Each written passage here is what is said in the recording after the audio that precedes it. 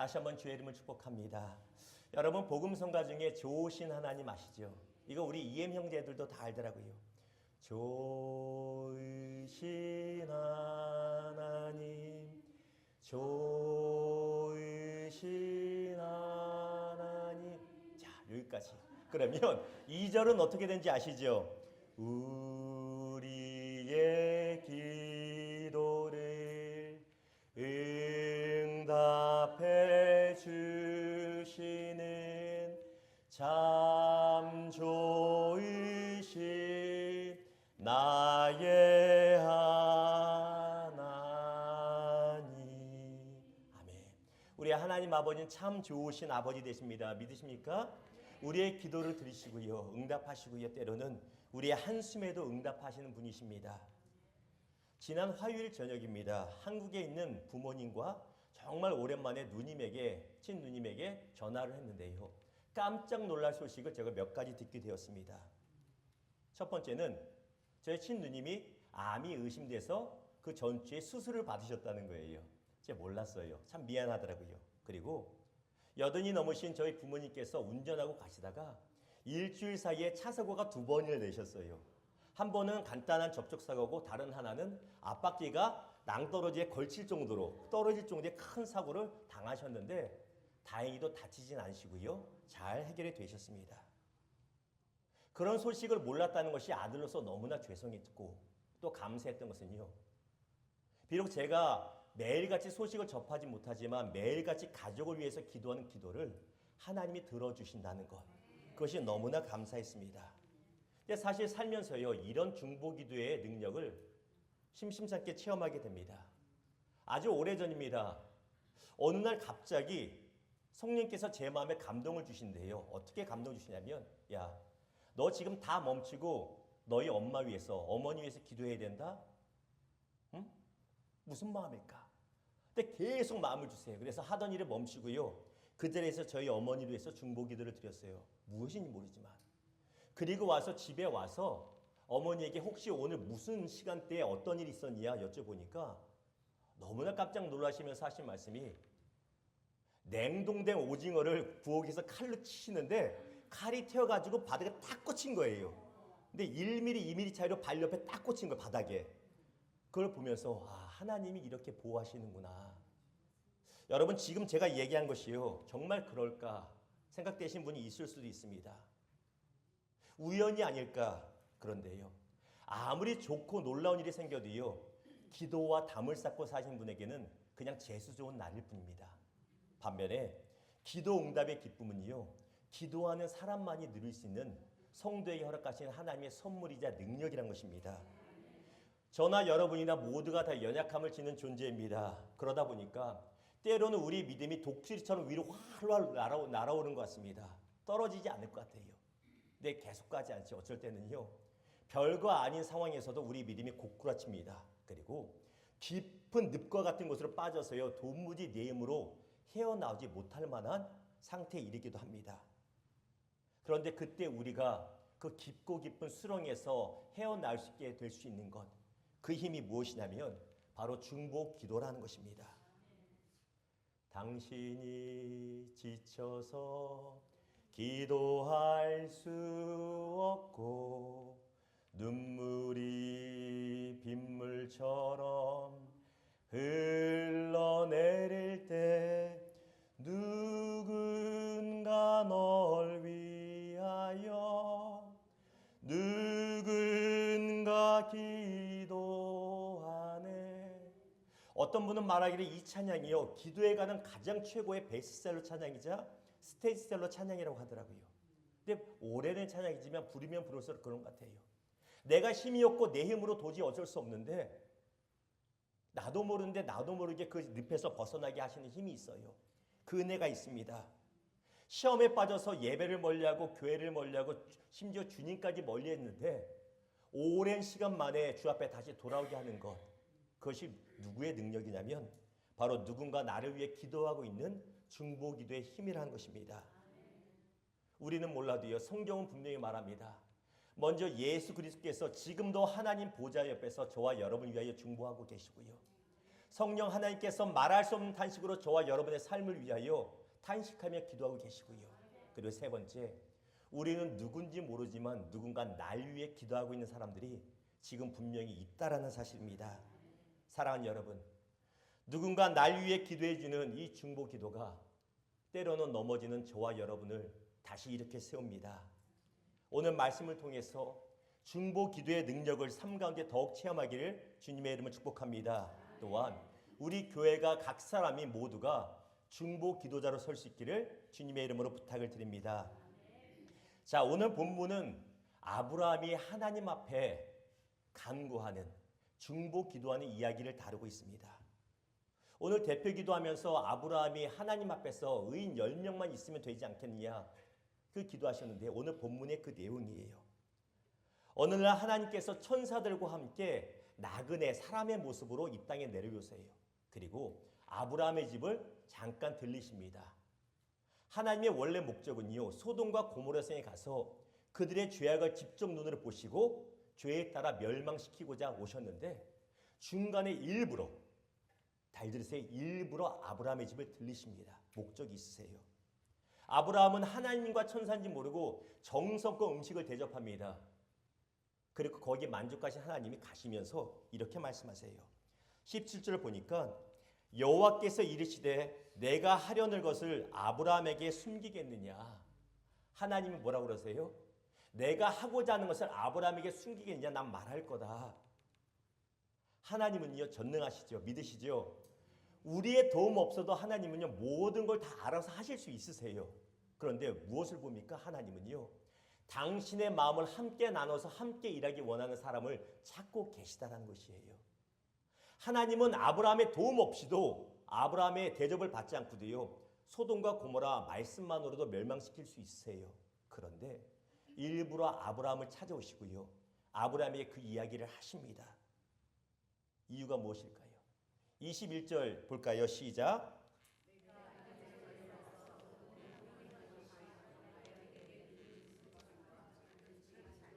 내가 보고 알려하노라. 소돔과 고모라의 성이 죄악이 너무 심해서 하늘까지 그 악행이 올라올 정도로 얼마나 죄악이 심했으면 하나님의 말씀만으로도 멸망시킬 수 있는데요. 일부러 아브라함 와서요. 아브라함아, 네가 중재를 해야 되지 않겠니? 그걸 말씀하시는 거예요. 아브라함아, 내가 가서 소돔과 고모라 그 많은 사람들을 한 방에 죽일 수 있지만 그러기 쉽지 않은데 네가 뭔가 해야 되지 않겠니? 그래서 일부러 들리신 거예요. 22절이 이렇게 말합니다. 그 사람들이 거기서 떠나 소돔으로 향하여 가고 아브라함은 여호와 앞에 그대로 섰더니, 여기서 서다라고 하는 히브리어 단어 아마다라고 하는 단어는요 단순히 서 있다란 뜻이 아니라 물러서지 않다란 뜻입니다. 아브라함이 교만해서 물러서지 않은 것이 아니라 하나님 앞에서 포기하지 않고 간구하는 자세의 모습을 보인 것이죠. 여러분이 23절 읽을까요? 시작.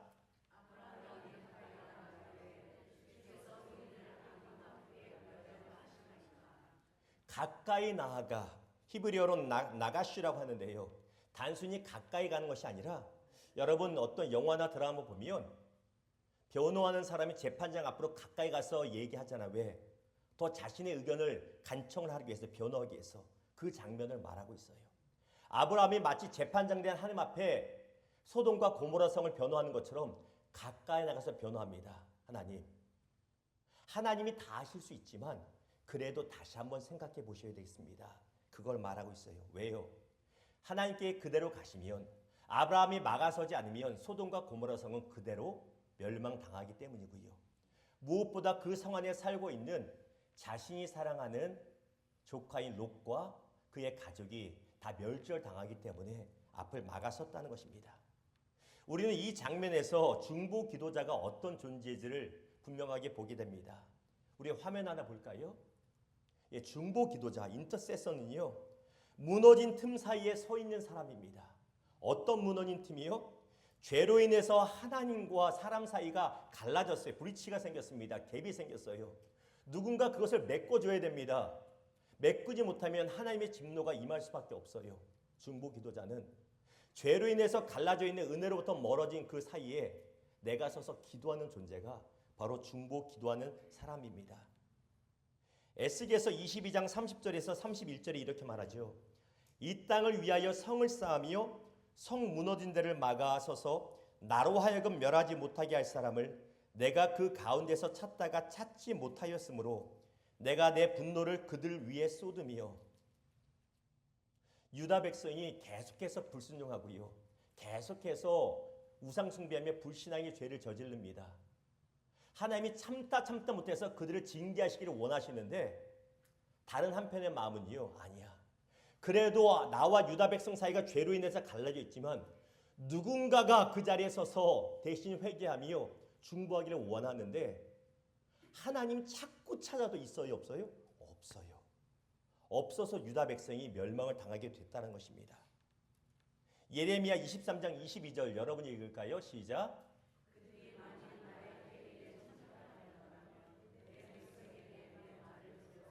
그들을 악한 길과 악한 행위에서 돌이키게 하였으리라.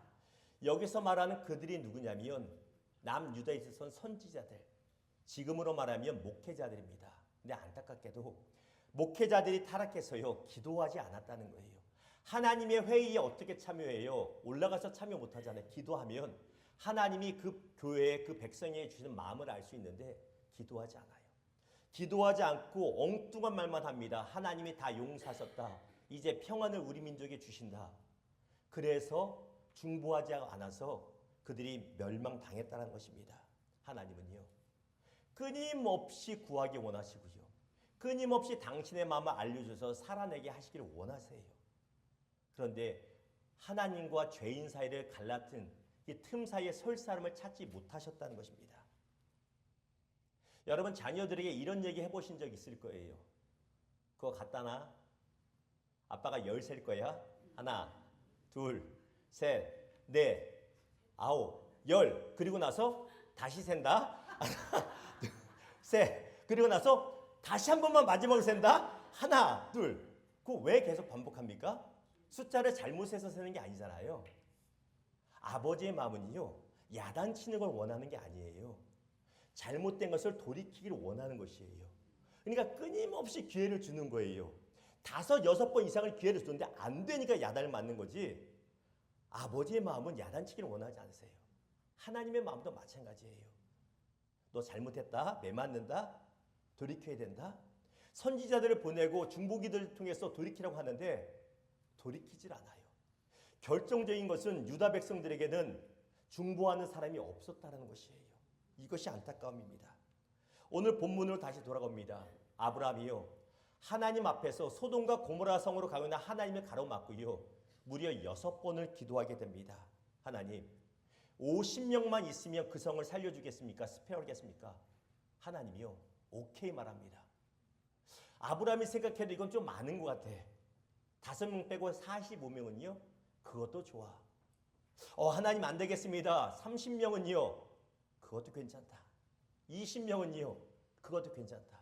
아브라함이 생각할 때 그래도 10명은 있을 거라 생각했을 거예요.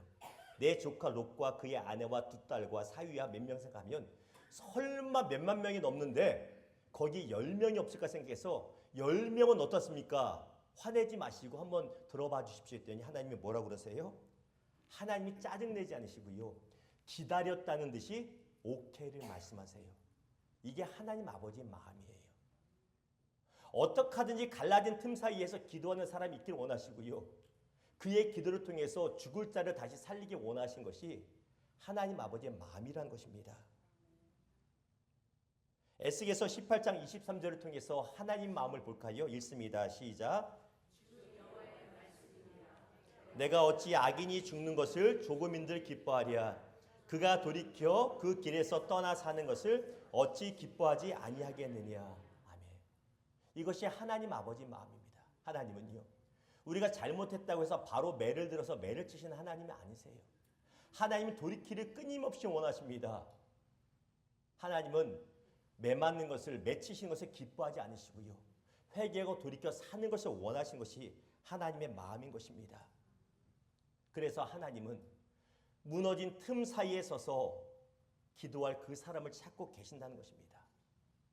안타깝게도 10명이 없어서 소돔과 고모라 성은 무너졌지만 그래도 아브라함의 중보를 통해서 롯과 그의 사랑한 두 딸은 구원을 받았습니다. 오늘 말씀을 통해서 중보 기도에 대한 두 가지 교훈을 같이 나누기를 원합니다. 먼저 지금도 하나님은 기도하는 그 한 사람을 찾고 계시다는 것이고요. 둘째는 우리가 바로 그 한 사람이 되어야 된다는 것입니다. 좀 더 자세히 나눠볼까요? 첫째, 지금도 하나님은 기도하는 그 한 사람을 찾고 계시다는 것입니다.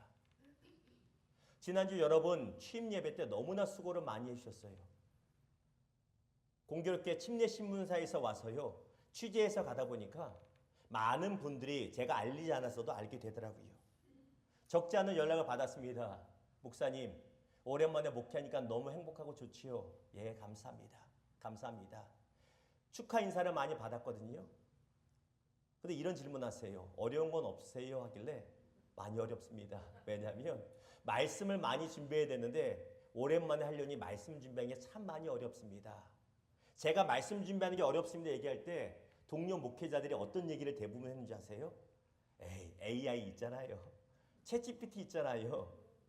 근데 제가 뭐라고 했냐면 챗GPT 좋죠. 그런데 챗GPT로는 AI는 말씀을 못 전하죠. 왠지 아세요? AI에는 성령이 임하시지 않으세요. 그게 결정적이에요. 검색해서 설교문이나 좋은 자료 찾을 수 있습니다. 한국어 원고를 영어로 완벽하게 바꿔줄 수 있어요. 거기까지는 좋은데 결정적으로 하나님의 마음이 임하지 않고요. 성령님이 AI에 임하지 않아요. 아무리 능숙하게 그 원고를 갖다가 설교한다 해도요. 하나님의 마음을 같이 나눌 수가 없는 거예요. 거기 핵심이 있습니다. 왜 이 말씀 드리냐면요.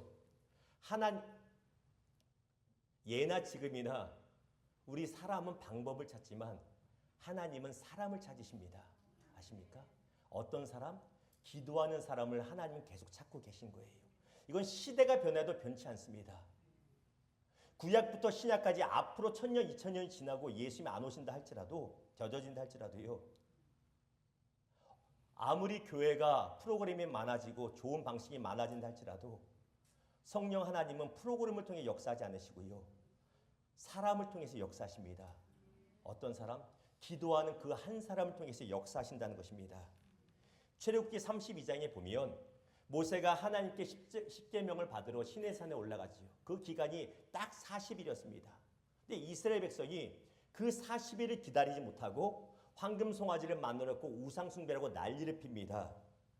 하나님이 경노하시어 그들을 징계하시고 멸하시고자 합니다. 그때 모세가 어떡합니까?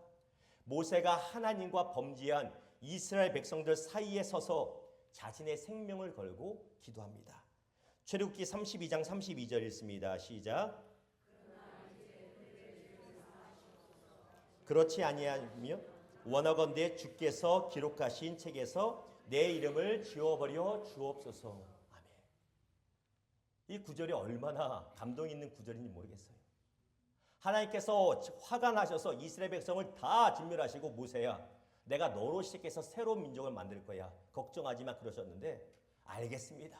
저도 얘네 때문에 참 지겨웠습니다. 그러지 않고요. 차라리 제가 천국에 못 가도 괜찮으니 저는 제하시고 이 백성을 용서해 주십시오. 이것이 중보기도자고 이런 사람을 하나님이 찾으신다는 것입니다. 그때만 찾으시는 것이 아니라 지금도 찾고 계신다는 것입니다. 연약한 여인인 에스더를 통하여서 그녀의 중보기를 통하여서 유다 백성은 죽음의 위기에서 구원을 받았고요. 우리 예수 그리스도의 중보기도를 통하여서 크게 넘어졌던 베드로가 다시 일어섬을 받게 되었습니다. 그런데 이 중보기도는요.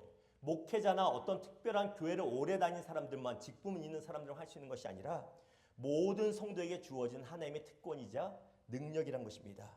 성경에 보면 이를 모으는 수많은 평신도를 통해서 하나님의 역사가 일어나는 것을 보게 됩니다. 사도 바울의 고백을 볼까요? 로마서 15장 30절에서 31절 교독합니다. 형제들아 내가 우리 주 예수 그리스도와 성령의 사랑으로 말미암아 너희를 권하노니 너희 기도에 나와 힘을 같이하여 나를 위하여 하나님께 빌어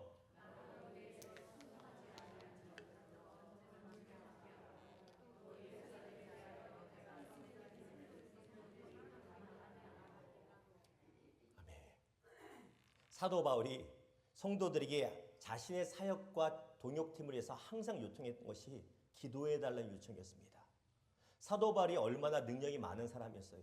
그럼에도 불구하고요, 자신 스스로만 할 수 없는 걸 알았습니다.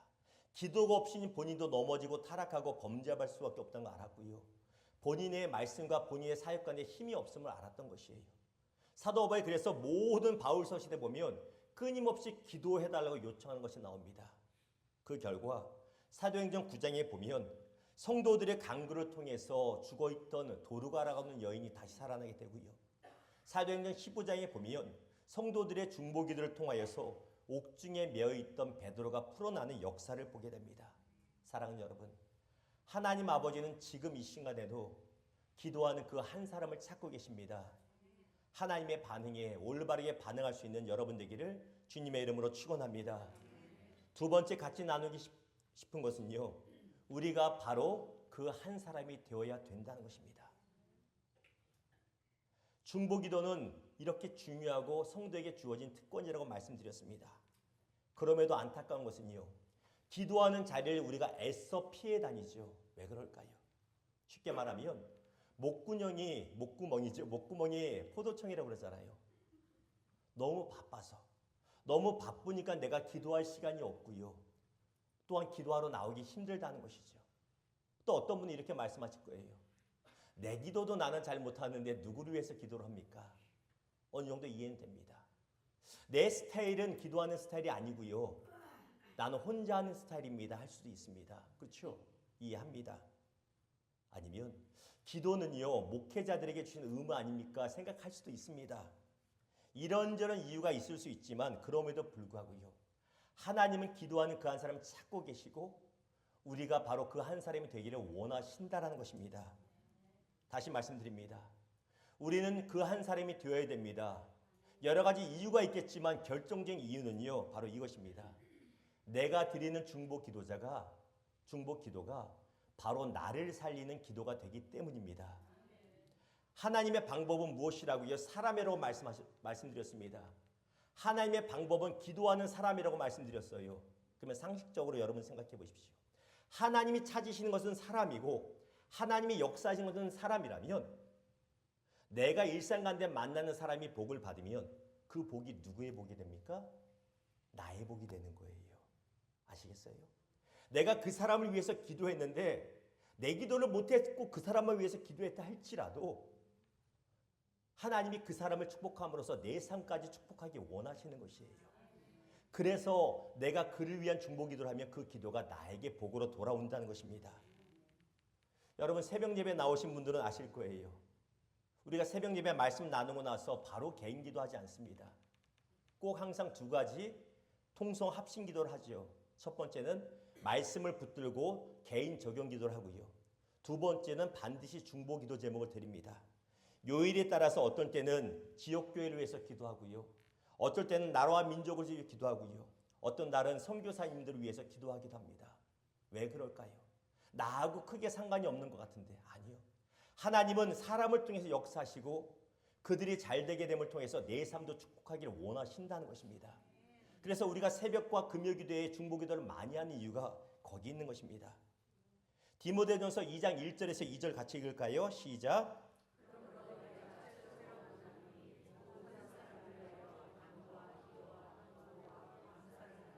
임금들과 높은 지위에 있는 모든 사람을 위하여 하라. 이는 우리가 모든 경건과 단정함으로 고유하고 평안한 생활을 하려 함이라. 아멘. 사도 바울은 디모데에게 이런저런 기도를 하고 권면하면서요, 성도들에게 동일하게 권면합니다. 그 중에 하나가 도고기도입니다. 우리말로 하면 중보기도입니다. 너희가 너희 삶을 위한 간구의 기도도 하지만 반드시 중보기도도 하라고 말하고 있습니다. 특별히 2절에 보니까 정치인들을 위해서 기도하라고 하죠. 우리가 기도하기보다는 비난을 합니다. 그렇죠? 누구 때문에 된다 안 된다 욕을 많이 하죠. 성경은 욕하지 말고 기도하라고 말합니다. 왜? 정치인들이 하나님 앞에서 복되고 아름다운 정치를 함으로써 그 영향이 누구에게 옵니까?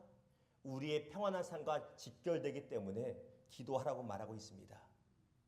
또한 성경은 사도 바울뿐만 아니라 많은 목회자들을 위해서 기도하라고 말합니다. 왜 그렇습니까? 여러분이 부족한 점을 위해 기도해 주셔야만 사람의 마음이 아니라 하나님의 마음이 전달되고요. 사람의 말이 아니라 하나님의 말씀이 온전히 전파되기 때문입니다. 사랑하는 여러분, 중보기도는요, 나와 이웃을 모두 살리는 하나님의 능력이 됩니다. 이 사실 기억하시고 결단하시고 기도하는 그 한 사람 되시기를 주님의 이름으로 부탁을 드립니다. 말씀을 맺겠습니다. 지난주에 오셔서 말씀을 전해주신 분 중에 김종환 교수님, 목사님이 계셨어요. 이 김종환 목사님이요, 지난 3월 달까지 달라스 베프티스트 유니버시티, DBU라고 하는 달라스 침례 대학교에서 수십 년 동안 교수를 하시다가 은퇴를 하셨죠. 이런저런 얘기를 같이 식사를 하면서 나누었습니다. 근데 전혀 예상치 못했던 이야기를, 참 감동적인 이야기를 받았습니다. 목사님, DBU가 요즘에 어떻습니까? 했더니 DBU의 장점은요, 빚이 없는 대학이에요. 한 푼도 1센트도 빚을 안 지고 학교 운영이 됩니다. 그리 크지 않은데 대단합니다. 어떻게 그런 일이 있을 수 있나 했더니 수십 년 전에 이야기를 하십니다. 1980년대 중반까지만 해도요, 신문에 자주 나오던 대학 이름이 DBU였다고 해요. 좋은 걸로 아니요, 나쁜 걸로. 곧 문 닫는다. 빚이 많아서 곧 문 닫는다 얘기로 많이 달라스 뉴스에 나왔대요. 그러던 중에 1988년도에 신임 총장 닥터 쿡이라고 하는 총장님이 오셨는데 상황을 파악하더니 한 가지를 결단했다고 합니다. 무엇이냐면 시니어 중보기도팀 1000명을 모집했대요. 학교와 관련되고 학교 출신 동문들이고 해서 연세가 있지만 1000명의 시니어 중보기도팀을 모집해서요, 끊임없이 기도했대요. 그 결과 수년 만에 그 많던 부채가 해결되고 지금도 빚이 없는 대학으로서 학생 수도 3배 이상 늘어난 건강한 대학으로 운영이 되고 있다고 합니다. 미국 교회에 이런 일이 있다는 것, 미국 학교에 있다는 것이 너무나 샤크를 받았어요. 기도하는 방식은 다르지만 하나님은 중보기도하는 그 한 사람 한 사람 통해서 분명히 역사하시는구나, 이걸 보았습니다. 사랑하는 여러분, 저는 이 중보기도의 능력과 역사가 우리 교회도 나타나기를 소망합니다. 여러분도 소망하십니까? 그런데 이 역사는 그냥 나타나지 않습니다. 이사야 선지자의 대답을 볼까요? 이사야서 6장 8절입니다. 시작.